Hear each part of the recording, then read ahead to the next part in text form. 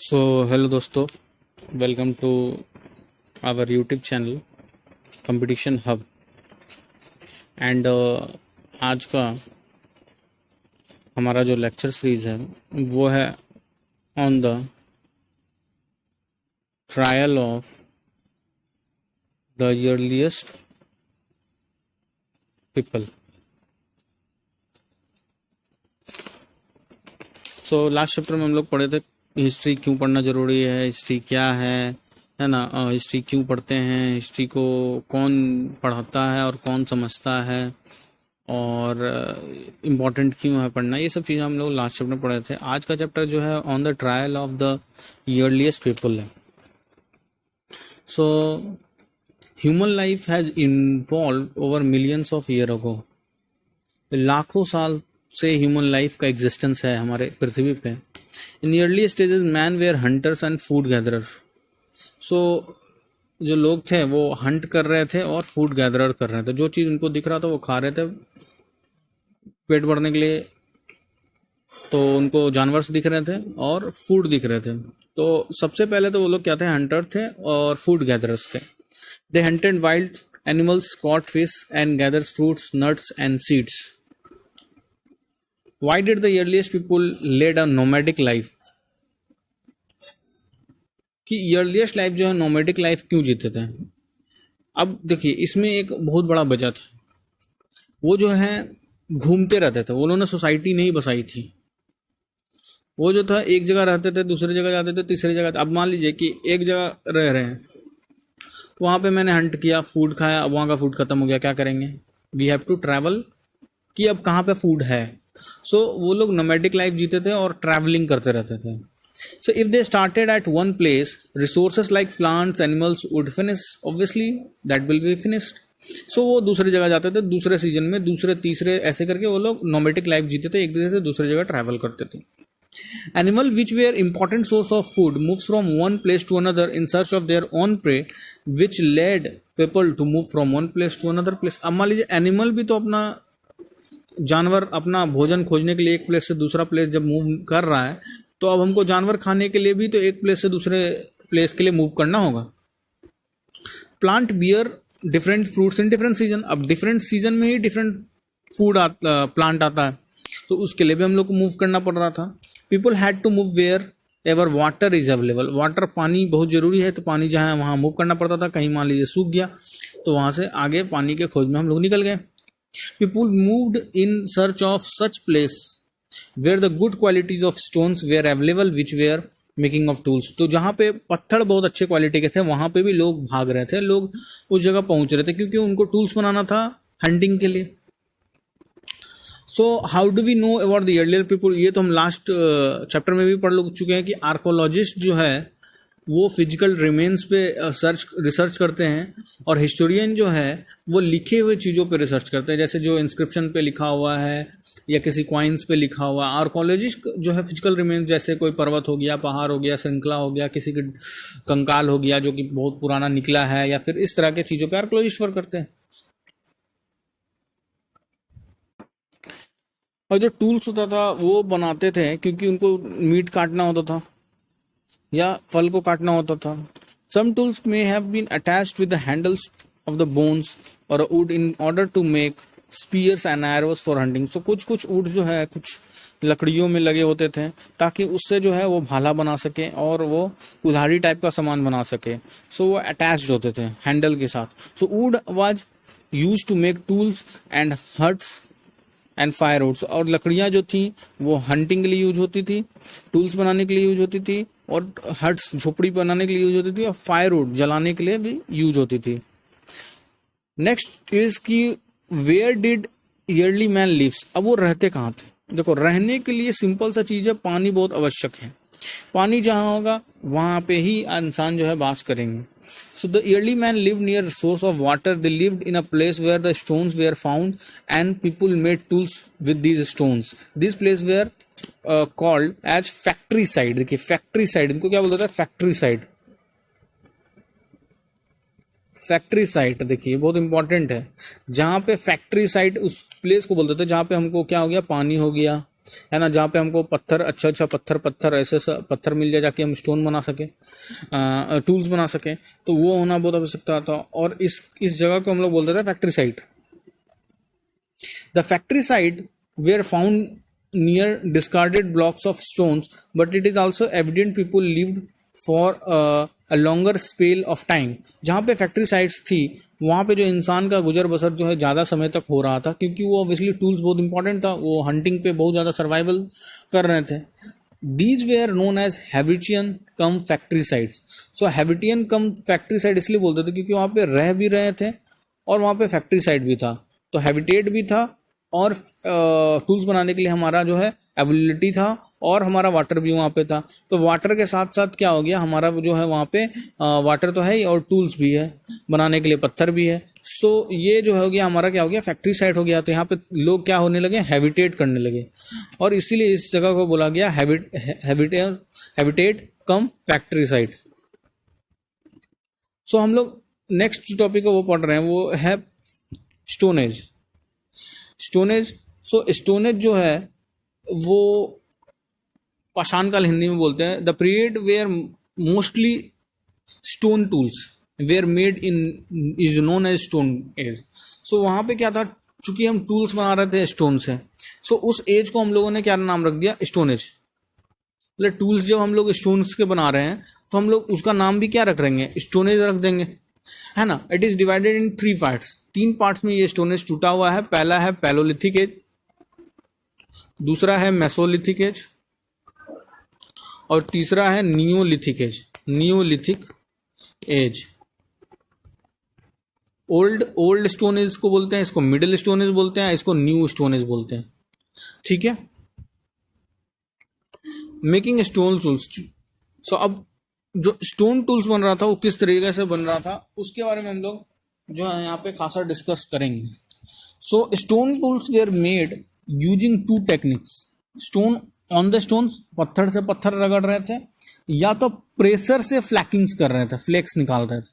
तो 2 टेक्निक था, या तो हम पत्थर से पत्थर मार रहे थे या तो फ्लैक्स निकाल रहे थे, वो चिपटा सा जो रहा फ्लैक्स वो निकाल रहे थे, चिपटा सा पत्थर जो होता है। In stone On stone technique, the pebble from which required tools was to be made was held in one hand, and another stone which is used as a hammer was held in another hand, and the second stone was used to strike off flax from the first till the required shape was obtained। So पत्थर से पत्थर टकरा के जब तक उसका require shape ना मिल जाता हो, पत्थर से पत्थर टकरा रहते थे।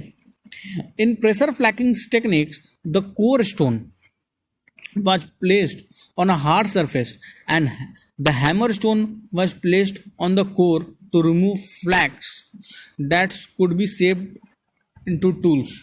So pressure flacks में क्या कर रहे थे हम लोग कि एक उसको जो पत्थर था उसको हार्ड प्लेस पे रख देते थे, और and the hammer stone was placed on the core, और उसका कोर पे रख देते, पत्थर का कोर पे रखते थे और उसको फ्लैक्स निकालते थे, उसका जो चिपटा जो एकदम मतलब धारदार पत्थर कट करते थे उससे।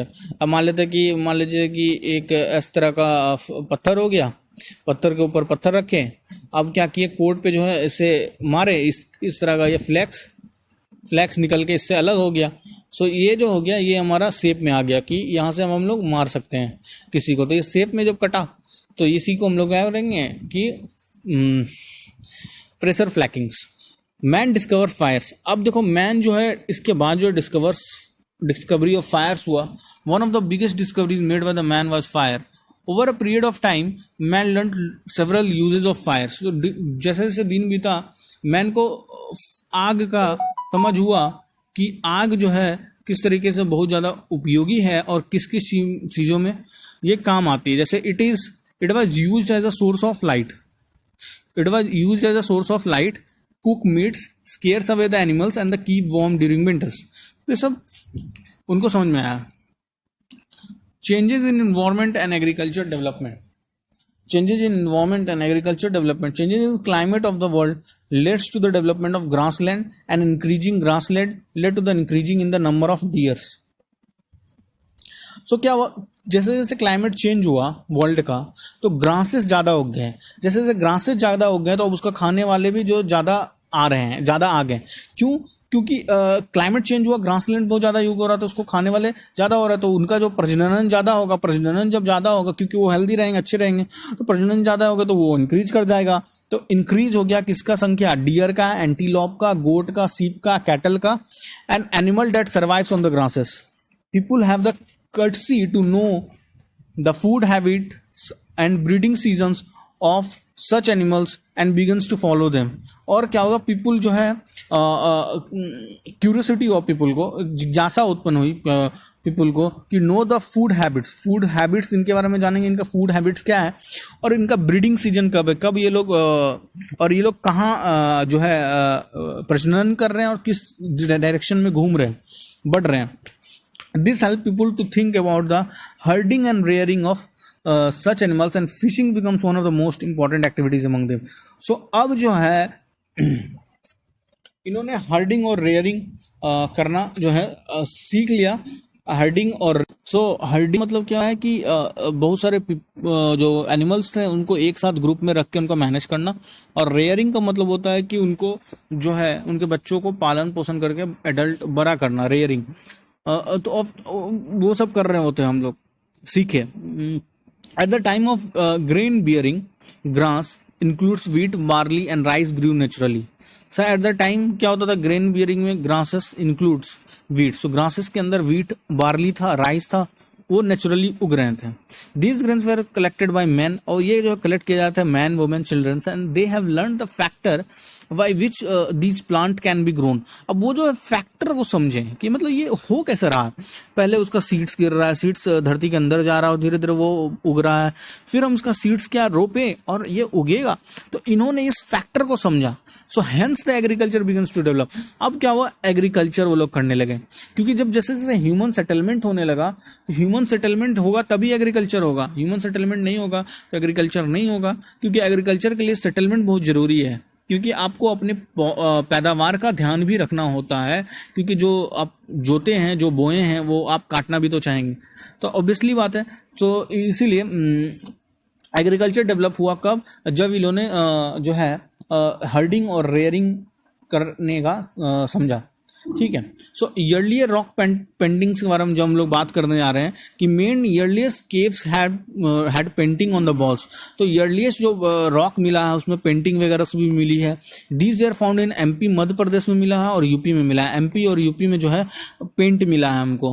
Yearly man painted and what they felt in this paintings, they depicted man hunting, womens grinding, child jumping, etc. So जो हो रहा होता हमारे पास वही हम लोग चित्र में भी दर्शाते हैं। तो वो लोग मैन हंट कर रहा है, वुमेन जो है पीस रही है, कुछ मसाला वगैरह ग्राइंडिंग कर रही है ना, चिल्ड्रन कूद रहे हैं, इटीसी।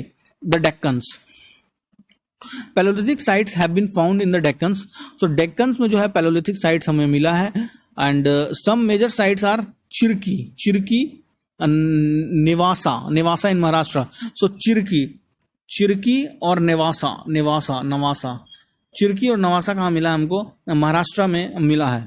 सो अब कुरनूल जो है आंध्र प्रदेश में मिला है, और हंसी जो है कर्नाटका में। हमारा कुरनूल हमको पता है, ये जो है आंध्र प्रदेश में है, और हंसी जो है वो कर्नाटका में है। River like Godavari, Krishna, Tapti drained the regions. Large number of Paleolithic tools made from the stones has been found along the rivers, and archaeologists are studying these tools carefully to understand the life of the early mans. Bones, horns, and tusks of the animals and like elephants and wild ox has been found, and this site of Hangsi, where habitant come factory site, because at the sometime sites the evidence of manufacturing tools also has been found. This suggests that most of the tools found there were made from limestone and which was locally available, जो locally available थे यहाँ पे। सो यहाँ पे जो है हमको जो है कुरनूल जो है आंध्र प्रदेश में एक साइट मिला है, पैलोलिथिक साइट, और हंसकी एक मिला है कर्नाटका के अंदर। और इसमें जो है गोदावरी, ताप्ती और जो कृष्णा है वहाँ पे बहती है, तो ऑब्वियसली नदी के आसपास ही हमारा जो है हैबिटेट हो रहा था, बस रहे थे लोग, क्योंकि पानी बहुत जरूरी था। तो पानी के बगल में ही इनको जो है पत्थर उत्तर भी मिल गया था, तो फैक्ट्री कम हैबिटेट साइट हो गया था, और वहाँ पे बहुत सारा टूल्स भी मिला है। और टूल्स को जो है आर्कोलॉजिस्ट जो है पर रिसर्च भी किए हैं और उसमें पता भी कर रहे हैं कि अर्ली लाइफ में कैसे ये लोग रहते थे। इसलिए हंसकी जो है वो हैव कम फैक्ट्री साइट्स है, और एविडेंस भी इसका मिला है कि मैन्युफैक्चरिंग ऑफ टूल्स भी हो रहा था वहाँ पे, और वहाँ लोग जो है पानी भी था और तो बस भी रहे थे, तो इसलिए वो हैबिटन कम फैक्ट्री साइट्स हुआ। और ये जो टूल्स थे वो लाइमस्टोन से जनरली बने हुए थे और लोकली अवेलेबल जो पत्थर्स थे उससे बने हुए थे। और कुछ जो है बोन्स का भी यूज़ देखा गया, हॉर्न्स का भी यूज़ देखा गया और टस्क का भी यूज़ देखा गया, एलिफेंट और ऑक्सेस का वहाँ पे। सो यही जो है हमारा पूरा का पूरा चैप्टर था on the trial of the earliest people. Thank you so much and meet you in the next lecture. Thank you.